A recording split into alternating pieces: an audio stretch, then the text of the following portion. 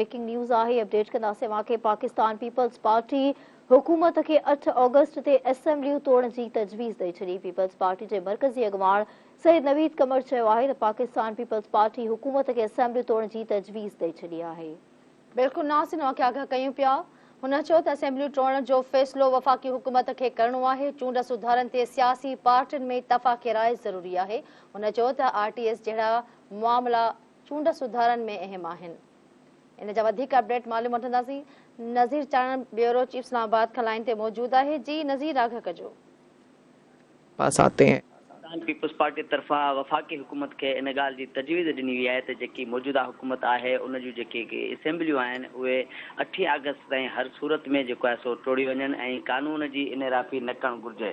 इन ॻाल्हि जी तस्दीक अॼु वापार वारे वफ़ाक़ी वज़ीर सैयद नवीद कमर पार्लियामेंट हाउस खां ॿाहिरि जेको आहे सो साफ़ सां गैर रस्मी ॻाल्हियूं कयूं ऐं उन ॻाल्हियुनि दौरान वफ़ाक़ी वज़ीर ऐं सैयद नवीद कमर इहो चयो वाज़ह तौर ते इहो पैगाम ॾिनो वफ़ाक़ी हुकूमत खे त असां वफ़ाक़ी हुकूमत के जेके असेंबलियूं आहिनि उहे टोड़ण जे हवाले सां 8 अगस्त जी तारीख़ ॾिनी आहे ऐं इन खां मथे जेकॾहिं वफ़ाक़ी हुकूमत असेंबलियूं नथी टोड़े त पोइ असां उनजी हिमायत न कंदासीं। उहा कानून जी ख़िलाफ़ वर्ज़ी थींदी।